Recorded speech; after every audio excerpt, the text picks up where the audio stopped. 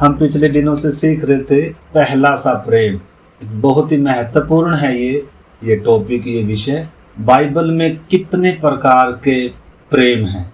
मुख्य 4 प्रकार हैं प्रेम के। हम थोड़ा सा इसमें, क्योंकि कईयों को मालूम भी है, कईयों को मालूम नहीं है। मसीह जीवन का आधार है अगापे प्रेम, परमेश्वर का प्रेम। परमेश्वर के साथ का संबंध प्रेम पर आधारित है, मजबूरी से नहीं है, जबरदस्ती से नहीं है। जब परमेश्वर ने इंसान को बनाया तो वो पहले से प्रेम में था, आज्ञाकारिता में था। भय नहीं है, डर नहीं है, मौत नहीं है, पाप का कुछ भी असर नहीं है। तो पहला सा प्रेम, उसी संदर्भ में हम देखेंगे प्रेम कितने प्रकार के हैं बाइबल में। तो सबसे पहले प्रेम है अगापे प्रेम। जब हम ग्रीक भाषा के मूल शब्दों में जब इनको सीखते हैं तो सबसे पहला प्रेम है अगापे प्रेम, ईश्वरीय प्रेम, जो दुश्मनों से भी प्रेम है, जो बलिदानी प्रेम है। जैसे पिता ने जगत से प्रेम किया, अपना प्रिय अपना इकलौता पुत्र दिया। जैसे पुत्र ने प्रेम किया, अपना बलिदान दिया, अपना लहू दिया। वचन कहता है जब हम पापी ही थे, शत्रु थे परमेश्वर के, तो सबसे पहले प्रेम आता है अगापे प्रेम है, निस्वार्थ बलिदानी प्रेम। इसके अलावा भी बाइबल में प्रेम का जिक्र है। परमेश्वर ने ही उस प्रेम को भी मनुष्य के अंदर डाला हुआ है। तो पहला प्रेम अगापे प्रेम है, ईश्वरीय बलिदानी प्रेम। और दूसरा है मित्रता का प्रेम, इसको बोलते हैं फिलियो प्रेम, मित्रता का, दोस्ती का प्रेम है। यीशु में ये सब प्रेम था, परमेश्वर में ये प्रेम है। जब हम देखते हैं परमेश्वर अब्राहम का मित्र कहलाया, या अब्राहम परमेश्वर का मित्र कहलाया। मित्र के समान परमेश्वर संबंध चाहता है, एक मित्र। यीशु कह रहा है मैंने तुम्हें अपना मित्र कहा है, अब से मैं तुम्हें दास नहीं कहूंगा बल्कि मित्र, दोस्त। तो एक प्रेम है दोस्ती का प्रेम, मित्रता का प्रेम, इसको बोलते हैं फिलियो प्रेम, भावनात्मक प्रेम होता है ये। और तीसरा प्रेम है विवाहिक प्रेम। विवाहिक प्रेम आकर्षण और एकता को दर्शाता है, और ये सिर्फ और सिर्फ पति और पत्नी के लिए ही जायज है। ये जो प्रेम है, जैसे आजकल नहीं, जब से इंसान पाप में गिरा है ना, ये फ्रेंडशिप और ये मतलब क्या आ गया, पति पत्नी में होने वाला प्रेम है। आज दोस्तों में हो रहा, लड़के लड़कियों में हो रहा है, वो पाप है, उसे भागना है। धीरे धीरे दोस्ती होती है, दोस्ती फिर किसमें वो बदल जाती है, पाप में बदल जाती है। वे जो शारीरिक प्रेम है, जो विवाहिक प्रेम है, वो सिर्फ और सिर्फ पति और पत्नी में ही जायज है, उसके बाहर वो पाप है। हमने इस बात को समझना। तो पहला प्रेम अगापे प्रेम, दूसरा प्रेम फिलियो प्रेम, तीसरा प्रेम एरोज प्रेम, पति और पत्नी में जायज है सिर्फ, इससे बाहर पाप है। परमेश्वर ने कहा मनुष्य है अपने माता पिता से अलग होकर अपनी पत्नी से मिला रहेगा। वो भावनाएं, वो आकर्षण परमेश्वर ने ही डाला हुआ इंसान के अंदर। परमेश्वर ने कहा मनुष्य का अकेला रहना अच्छा नहीं। और चौथा प्रेम है पारिवारिक प्रेम, इसको बोलते हैं स्टोरेज प्रेम। स्टोरेज प्रेम ये स्वाभाविक है, पारिवारिक प्रेम, माता पिता का बच्चों से, बच्चों का माता पिता से, भाई बहन से, इसको बोलते हैं स्टोरेज प्रेम। तो 4 प्रकार के प्रेम मुख्य हैं, मतलब बाइबल के अनुसार परमेश्वर ने ही इन प्रेम को मनुष्य के अंदर डाला। अगर ये मान लो पति पत्नी का प्रेम ना हो, परिवार में प्रेम ना हो, या दोस्ती मित्र का प्रेम ना हो, तो कैसा रहेगा समाज? उसके बिना समाज चलेगा नहीं। तो ये परमेश्वर ने ही इंसान के अंदर इस प्रेम को डाला। लेकिन जो परमेश्वर का जो ईश्वरीय प्रेम है वो सबसे पहला है, सबसे ऊंचा है। और इंसान को आज्ञा है कि सबसे पहले अपने परमेश्वर को प्रेम करना है, इन संबंधों को नहीं। संबंध परमेश्वर ने बाद में बनाए, पहले परमेश्वर है। अगर हमारे जीवन में पहले संबंध है, पहले रिश्ते हैं, पहले यारी दोस्ती है, वो फिर गिरी हुई दशा में है। परमेश्वर कह रहा है तूने पहला सा प्रेम क्या कर दिया। परमेश्वर पहले से प्रेम का हकदार है, और पहले से प्रेम के बिना वो संतुष्ट नहीं है। तो पहले प्रेम का हकदार सिर्फ परमेश्वर है। तो इन्हीं दिनों हमें जांचना है, क्या मेरा परमेश्वर से सबसे पहले, सबसे बढ़कर, सबसे ज्यादा प्रेम है, या मैं किसी और संबंधों के पीछे, चीजों के पीछे, मैं भाग रहा हूँ। हमने अपने जीवनों को जांचना है मेरे प्यारे भाई बहनों, नहीं तो फिर पछतावा रह जाएगा। इन 4 प्रकार के प्रेमों के अलावा भी प्रेम है। धन का प्रेम है, संसार का प्रेम है, आदर इज्जत का प्रेम है, ये बहुत सारी चीजें हैं। तो मसीह जीवन का आधार अगापे प्रेम है, जिसमें दुश्मनों को प्रेम करने का, दुश्मनों के लिए प्रार्थना करने का, दुश्मनों के लिए जान देने की भावना होती है। ये मानवीय स्वभाव में नहीं है। जो अगापे प्रेम है, इसकी विशेषता ये दुश्मनों से प्रेम है, निस्वार्थ प्रेम है, इसमें बदले की भावना नहीं है, कुछ पाने के लिए प्रेम नहीं कर रहा परमेश्वर। ये परमेश्वर का स्वभाव है। मतलब इसलिए परमेश्वर ने आज्ञा देते समय सबसे पहली 4 आज्ञा वो ही हैं। सबसे पहले परमेश्वर को प्रेम। फिलियो प्रेम जो है कलीसिया में एकता भाईचारा बनाए रखने के लिए जरूरी है। जो फिलियो प्रेम है, भाईचारे का प्रेम होना बहुत जरूरी है। आत्मिक मित्र होने चाहिए, आत्मिक दोस्त होने चाहिए। जैसे यीशु कह रहे मैं तुम्हें मित्र कहा है, मैंने तुम्हें मित्र के सामने अपने मन की बात। परमेश्वर ने अब्राहम को मित्र कहा, कह रहा क्या मैं ये बात अपने मित्र अब्राहम से छुपा रखूं? सदोम अमोरा नाश होगा उससे पहले बता दिया। मूसा के बारे में लिखा है, मूसा से परमेश्वर ऐसे आमने सामने बात करता था जैसे कोई अपने मित्र से बात करे। तो सबसे पहले परमेश्वर इंसान का मित्र है। आप ही इंसान हो गया तो भी हनोक के साथ परमेश्वर हर दिन मित्रता में चल रहा था। मित्रता का संबंध चाहता है परमेश्वर। इंसान ने, हम सब ने परमेश्वर के साथ उस मित्रता का संबंध होना है। और उसके अलावा यीशु ने कहा जैसे मैंने तुमसे प्रेम किया ऐसे हमारा आपस में भी क्या होना है, कलीसिया में बहुत जरूरी है। नहीं तो फिर संगति काहे की, प्रेम काहे का। अगर हम अपने लिए ही हमारे वो है तो फिर दूसरे की हमें चिंता नहीं होगी। वो है स्वार्थी।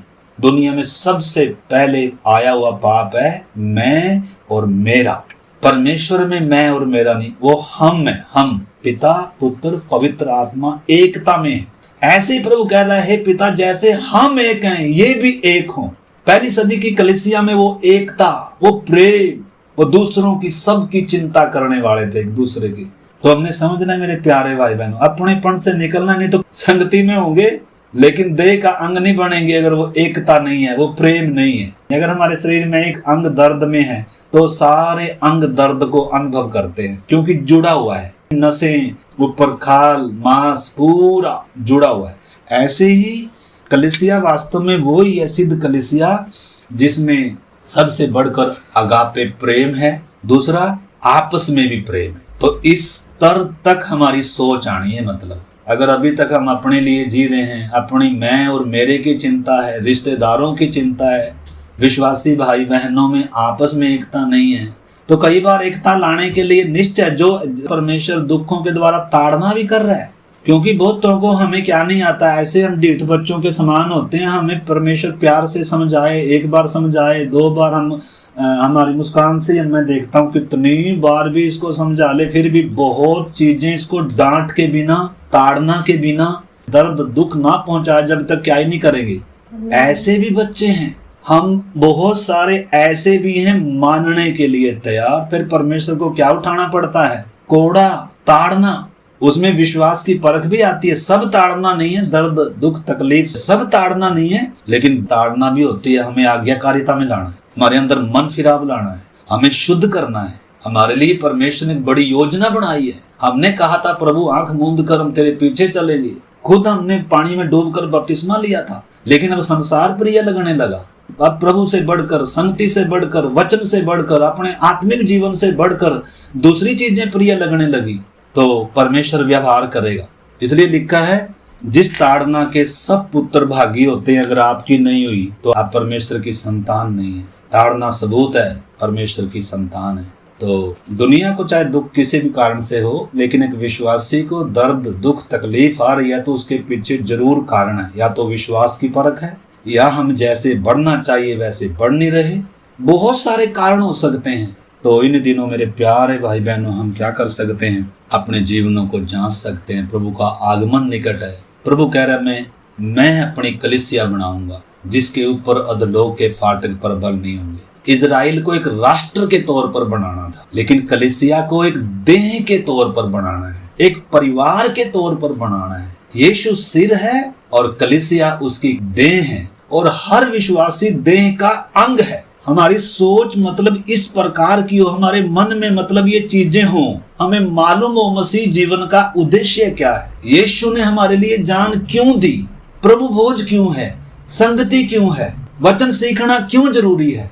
हमने उन बातों को समझना है। पहली सदी में सब ने वो अपने मैं और मेरा से बाहर आ गए और सिद्ध कलीसिया बन गए। परमेश्वर की उपस्थिति उनके बीच में थी। तो आइए हम अगापे प्रेम के बारे में थोड़ा सा देखते हैं। ईश्वरीय प्रेम यूहन्ना 3:16 हम सब जानते हैं। उसमें लिखा है परमेश्वर ने जगत से ऐसा प्रेम रखा। ये प्रेम धन दौलत में नहीं है, वो तो सबको दे रहा है। बड़े से बड़े पापी जो परमेश्वर को सुबह उठकर गाली देते हैं ना, जो चूहे की पूजा करते हैं, मूर्तियों की पूजा करते हैं, वो सबसे बड़े धनी हैं। तो इस करके धन परमेश्वर की आशीष नहीं है। हमारे मन में से सबसे पहला तो ये चीज निकलनी है, धन परमेश्वर की आशीष नहीं है। इस धन को आशीष कहना हमने छोड़ना है। सबसे ज्यादा धनवान अन्य जाति लोग हैं, इसका मतलब वो सबसे बड़े आशीषित लोग हैं, ऐसा समझा जाएगा। तो इसलिए हम देखते हैं धनवान व्यक्ति तड़प रहा है, लेकिन जो लाजर था, कंगाल था, घावों से भरा हुआ था, बीमार था,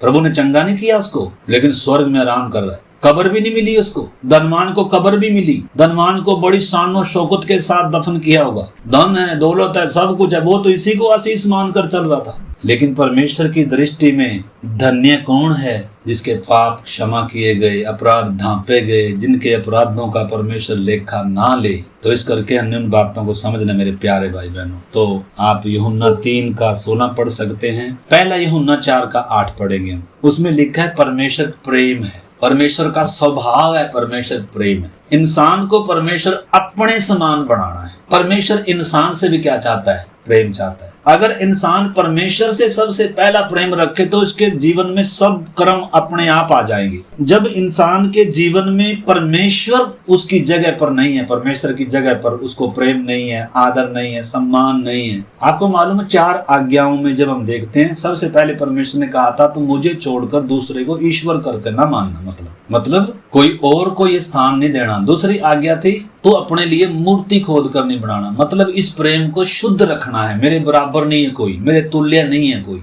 और तीसरी, तो परमेश्वर का नाम व्यर्थ नहीं लेना, मतलब परमेश्वर को पूरा आदर देना है, सम्मान देना है, आदर इज्जत के साथ उसका नाम लेना है। ये नहीं है कि मजबूरी से ना। और चौथा, तो विश्राम दिन को पवित्र करके मानना, मतलब इस प्रेम में क्या होनी है? मिठी संगति होनी है। संगति, विश्राम दिन को पवित्र मानने का मतलब परमेश्वर क्या चाहता है? इंसान के साथ संगति होनी है। बैठे 6 दिन में ही तुझे मैं दूंगा 7वें दिन का, लेकिन हम कभी रजते ही नहीं है। इंसान की आदत है, हम कभी भी रजते नहीं है। परंतु हमने परमेश्वर के स्वभाव को पहचानना है, परमेश्वर की इच्छा को पहचानना है, और परमेश्वर जिस आदर के, जिस सम्मान के, जिस आराधना के, जिस आदर के योग्य है, परमेश्वर चाहता है हमारे जीवनों से उसको आदर मिले। हमारा अनंत काल सदा आनंद में रहेगा, अन्यथा ये जीवन भी दुखी रहेगा और अनंत काल भी दुखी रहेगा। क्योंकि उस प्रेम को ठुकराकर, उस जीवन को ठुकराकर जो हमें सबसे ज्यादा प्यार करता हो,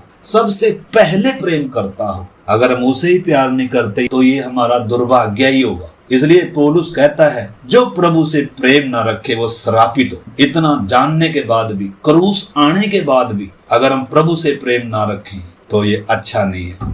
कब प्रेम करता है परमेश्वर हमसे? कब प्रेम किया? रोमी 5:8 में लिखा है, पढ़ लेंगे हम। रोमी 5:8, रोमी 5 अध्याय। मसीह जीवन परमेश्वर के प्रेम पर आधारित है, और ये प्रेम आज्ञाकारिता में दिखता है। जो सचमुच में परमेश्वर से प्रेम करते हैं ना, उसकी आज्ञा मानेंगे। यीशु ने भी कहा जो मुझे प्रेम करता है वो मेरी आज्ञा को मानेगा। और फिर दूसरी बार प्रभु कहता है जो मुझे प्रेम करता है, जिसके पास मेरी आज्ञाएं हैं। यूहन्ना 17 में लिखा हुआ ये सब, यूहन्ना 15:14 में, या 14:15 में, और फिर 14:21 से 23 तक ये वर्णन कर रहा है प्रभु। जिसके पास मेरी आज्ञाएं हैं और उन्हें मानता है वो मुझसे प्रेम करता है, और जब मुझे प्रेम करता है उसे पिता प्रेम करता है। और पिता क्या करेगा? अपने आप को उसके ऊपर प्रकट करेगा, और मैं और पिता उसके पास आकर रहेंगे, उसके साथ वास करेंगे। तो हमने समझना है, अगर मैं कहूँ मैं परमेश्वर से प्रेम करता हूँ लेकिन आज्ञा मानता नहीं, तो मैं झूठा हूँ। परमेश्वर आज्ञा दे रहा है, मन फिरा, लौट कर आ, पहला सा प्रेम तूने छोड़ दिया बहुत दिन पहले, सचेत कर तू, स्मरण कर तू। इफिसियों की कलीसिया को प्रभु वो संदेश दे रहा है, तू धीरज धरता है, अच्छी बात है, तू मेरे नाम के कारण दुख भी उठाता है, अच्छी बात है, तूने सत्य के वचन को थामा हुआ है, ये भी अच्छी बात है, परंतु ये सब कुछ नहीं है। मुझे तुझसे एक शिकायत है कि तूने अपना पहला सा प्रेम क्या कर दिया, छोड़ दिया है। मतलब प्रेम के बिना भी ये सब हम प्रार्थना कर सकते हैं, आराधना कर सकते हैं, वचन पढ़ सकते हैं, संगति में जुड़ सकते हैं। हम संगति में जुड़े हुए हैं, हम प्रार्थना कर रहे हैं, हम वचन सीख रहे हैं, कोई प्रमाण नहीं है कि हम परमेश्वर से प्रेम कर रहे हैं। परमेश्वर से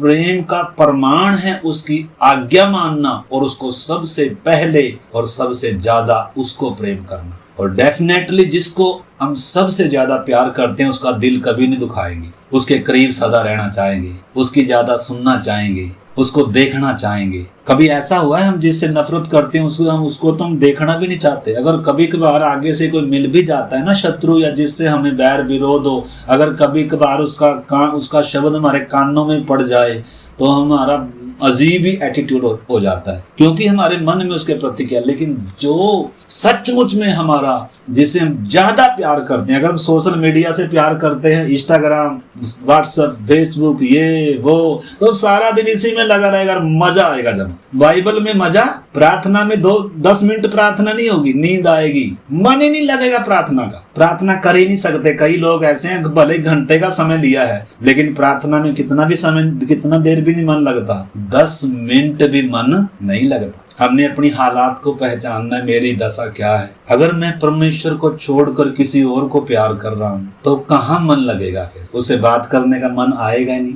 बात तो उनसे करेंगे ना जिसे हम प्रेम करते हैं, देखना तो उसे पसंद करेंगे, रहना तो उसके साथ ही हम अच्छा लगेगा जिसे हम प्यार करते हैं। तो इस करके मेरे प्यारे भाई बहनों, हम सब ने, मैं भी, आप, हम सब ने क्या करना है, अगापे प्रेम में आना है। इस अगापे प्रेम के बारे में लिखा है कुरिन्थियों 13 अध्याय में, यदि मैं स्वर्ग दूतों की बोलियां भी बोलूं, यदि मैं बहुत कुछ कर लूं, अगर प्रेम न रखूं, ये ईश्वरीय प्रेम, अगर मैं प्रेम न रखूं तो ठनठनाता हुआ क्या हूं, पीतल और झनझनाती हुई झांझ हूं। तो हम अपने परमेश्वर से अपने प्रेम को हम जांचे नहीं दिनों, कितना प्रेम करता हूं मैं परमेश्वर से। आधार है परमेश्वर से प्रेम करने का। अगर वो प्रेम ना करता हो, उसने पहले प्रेम करके ना दिखाया, उसके हाथों में प्रेम के निशान अभी तक ना हो, तो प्रेम ना करे। संसार अगर हमारे लिए मरा हो तो संसार से प्रेम करे। माँ बाप, भाई बहन, धन दौलत अगर हमारे साथ सदा रहेंगे तो हम इनसे प्यार करें और इनको ही हम सम्मान करें, इनकी ही हम आराधना करें। लेकिन अगर हमारी समझ खुली हो, बुद्धि खुली हो थोड़ी सी, अगर हमें एहसास हो इस चीज का, परमेश्वर कौन है, उसने मुझे क्यों बनाया, उसने मेरे लिए क्या किया, तो सोचने के विषय है मेरे प्यारे भाई बहनों। यीशु मसीह अपनी कलीसिया को कह रहा है, स्मरण कर तू कहां से गिरा है। आने वाले 27 तारीख को हम प्रभु भोज की मेज में शामिल होंगे। अगर उस प्रेम के बिना शामिल हो रहे हैं तो उसका कोई फायदा नहीं होगा। हाँ, नुकसान हो सकता है उसका, क्योंकि वचन में लिखा है प्रभु भोज लेने वाले अपने आप को क्या कर लें, जांच ले। अगर कलीसिया में एकता की भावना नहीं है, प्रेम की भावना नहीं है, प्रभु के साथ वो प्रेम नहीं है, उसकी मृत्यु को स्मरण नहीं कर रहे, उसके जख्मों को हम देख नहीं रहे, मेरे लिए उसका बदन तोड़ा गया, अगर हमारी आंखें गीली नहीं है, हमारा मन टूटा नहीं है, हमारे अंदर वो परमेश्वर से लिपटे होने की भावना नहीं है, तो इन्हीं दिनों प्रभु भोज इसलिए रखा हुआ है ताकि प्रभु हमारे अंदर क्या आए, वो सब चीजें आए हमारे अंदर। अन्यथा तो रिवाज होगा, कुछ नहीं होगा। प्रभु भोज में शक्ति नहीं है। हम ये ना सोचे प्रभु भोज में कोई शक्ति है। प्रभु भोज सिर्फ क्या है, एक रोटी है, एक दाख का रस है, उसमें कोई शक्ति नहीं है। परंतु वो प्रभु भोज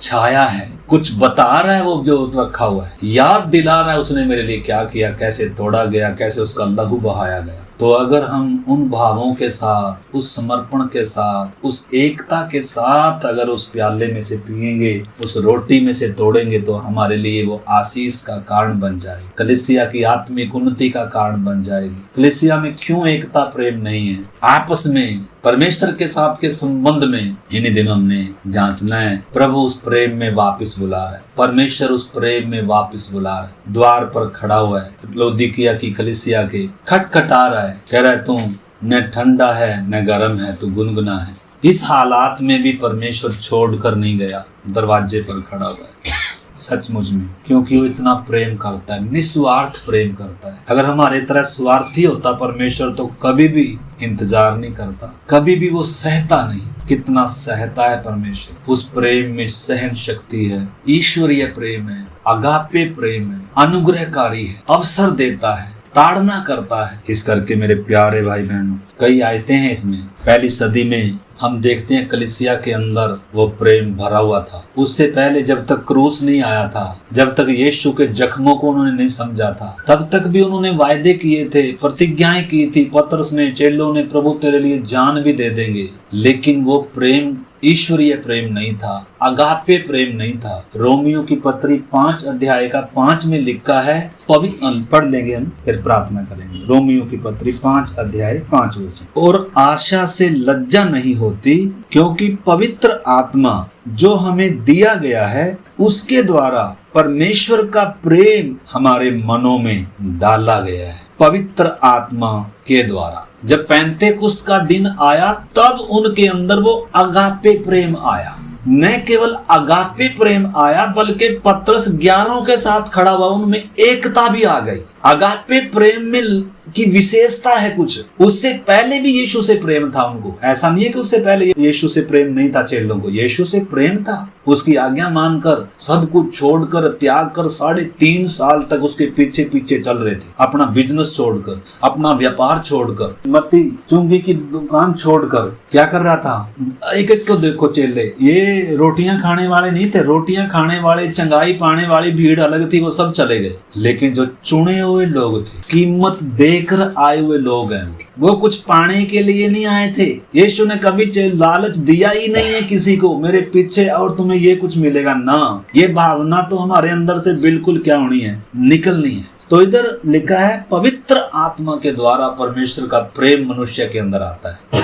उस प्रेम में जड़ पकड़नी है, उस प्रेम में उन्नति करनी है। उसकी गहराई, उसकी चौड़ाई, उसकी ऊंचाई, उसकी लंबाई कितनी है। तो अभी हम प्रार्थना करेंगे मेरे प्यारे भाई बहनों। पतरस को देख सकते हैं, पहली सदी की कलीसिया को हम देख सकते हैं। तो अगर कलीसिया में वो ईश्वरीय प्रेम जब तक नहीं आएगा तब तक मतलब क्या नहीं होगा, वो हमारे अंदर वो आनंद आ ही नहीं सकता, हमारे अंदर वो एकता आ ही नहीं सकती है। इसलिए पवित्र आत्मा अगर हमारे अंदर है तो वो प्रेम है, लेकिन उससे बढ़कर प्रेम और बहुत सारे हैं। इस करके इसलिए इन्हीं दिनों आइए मेरे प्यारे भाई बहनों, हम उस ईश्वरीय प्रेम के लिए प्रार्थना कर, उस एकता के लिए जो पहली सदी में था। शत्रुओं से कैसे प्रेम कर पाए, कैसे उन्होंने अपने हाथों से जोड़ी हुई संपत्तियों को भी, ये छोटी, मैं ये नहीं कह रहा कि अभी ये करना है, लेकिन थोड़ा सा सोच कर देखें, कौन क्या पागल नहीं हुए थे वो। हालांकि दूसरे लोग बोल रहे हैं ये तो किसी दारू के नशे में है। पतरस कह रहा है किसी दारू के नशे में नहीं है भाई जी, अभी तो एक पैर दिन चढ़ा है। बल्कि जो भविष्यवाणी हो रही है योएल के द्वारा, वो आज तुम्हारे सामने पूरी हो चुकी है। पतरस और दलेरी से शेर के तरह गरज रहे हैं। डर चला गया, चिंता चली गई दलेरी के साथ। इस करके आइए इन्हीं दिनों हम उपवास करें, प्रार्थना करें, अपने परमेश्वर के साथ अपने प्रेम को जांचें। मेरा परमेश्वर के साथ प्रेम कितना है। यीशु ने साफ कहा है, जो मुझे प्यार करता है बातों में नहीं दिखेगा बल्कि आज्ञाकारिता में दिखेगा। आइए हम प्रार्थना करें, सब प्रार्थना करें। इसमें और बहुत सारी बातें हैं, लेकिन आज फिलहाल हमने देखा अगापे प्रेम, ईश्वरीय प्रेम। हालेलुया। वो पहला सा प्रेम जिसमें परमेश्वर ही सब कुछ है। परमेश्वर से बढ़कर कोई नहीं है, परमेश्वर से प्रिय कोई नहीं है, परमेश्वर से पहले कोई नहीं है। ये सिर्फ नॉलेज नहीं है बल्कि परमेश्वर के साथ वो गहरा समर्पण है, संबंध है। हालेलुया। प्रभु को फिर दुख देने का विचार ही नहीं आता, फिर प्रभु को प्रसन्न करने की ख्याल रहते हैं। मैं प्रभु को दुख नहीं दूंगा, मैंने प्रभु को बहुत दुख दिया है, मैंने उसको जख्म दिए हैं। हालेलुया। आइए थोड़ी देर हम अपने प्रेम को जांचें, क्या सूखा प्रेम है। चेलों के अंदर, पहली सदी के विश्वासियों के अंदर सूखा प्रेम नहीं था। हालेलुया। सब प्रार्थना करें, प्रभु इन दिनों मुझे इस अगापे प्रेम से भर प्रभु जी, जिसमें दुश्मनों से प्रेम करने की सामर्थ्य है, जिसमें बदले की भावना नहीं है प्रभु, बदले में जो कुछ चाहता नहीं है खुदा, बल्कि सब कुछ न्यौछावर कर देने का मन है प्रभु जी। जैसे आपने पिता अपना सर्व सब हमारे लिए दे दिया, स्वर्ग को खाली कर दिया, अपने सर्वोच्च को, अपने प्रिय को, अपने इकलौते को दे दिया। हालेलुया प्रभु, जैसे आपने हमारे लिए खून की अंतिम बूंद दे दी प्रभु।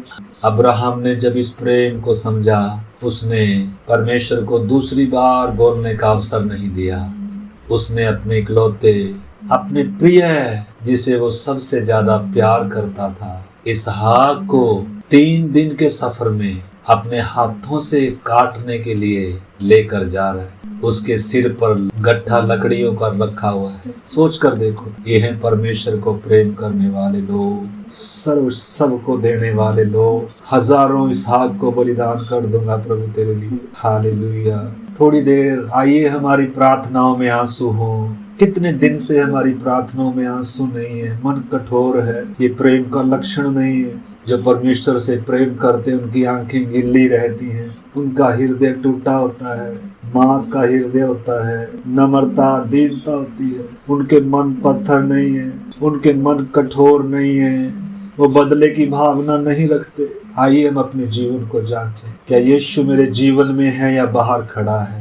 मेरा परमेश्वर से प्रेम कितना है? क्या मैं पहला प्रेम परमेश्वर से करता हूँ? हालेलुया। इजराइल से परमेश्वर कह रहा है, इसका प्रेम दूसरों से लग गया। इसने मुझ बहते हुए जल के सोते को त्याग दिया, अपने लिए ऐसे होद बना लिए हैं जिनमें पानी बसाता है, बदबू देता है। हालेलुया। आइए जीवन के स्रोत के पास आए। प्रेम का सागर है, दया का सागर है, क्षमा की खान है। प्रभु मुझे तेरे जैसा बना प्रभु जी। हालेलुया। तेरे जैसा स्वभाव मुझ में भी आए, मैं भी दूसरों से प्रेम करने वाला बनूं प्रभु जी। मैं भी परमेश्वर को प्रेम करने वाला बनूं प्रभु जी। हालेलुया। धन्यवाद धन्यवाद प्रभु। सहायता करें, जागृत करें, सरगर्म करें प्रभु जी। हमारे स्वर्गीय पिता परमेश्वर, हम आपको धन्यवाद करते हैं, धन्यवाद करते हैं, क्योंकि आप हमें सबसे ज्यादा प्यार करते हैं। आपके उस प्रेम को पहचानने के लिए हमारी मदद करें, ताकि प्रभु हम भी आपको सबसे बढ़कर प्रेम करें, सबसे ज्यादा प्रेम करें, पूरी शक्ति से, पूरी बुद्धि से, सारे प्राण से हम आपको प्रेम करें और दूसरों को भी प्रभु जी। हम सबको ऐसा अनुग्रह करना प्रभु, बुद्धि समझ खुल जाए, ये वचन हृदयों में काम करें। तेरा क्रूस प्रभु जी, खुदावन तेरा कलवरी से बहा हुआ लहू हमारी जिंदगियों को बदल दे, सोचों को बदल दे प्रभु जी। आपके हाथ में अपने जीवनों को सौंपते हैं, धन्यवाद करते हैं। आपने हमारी प्रार्थना को सुना, यीशु मसीह के नाम से हम मांगते हैं, आमीन।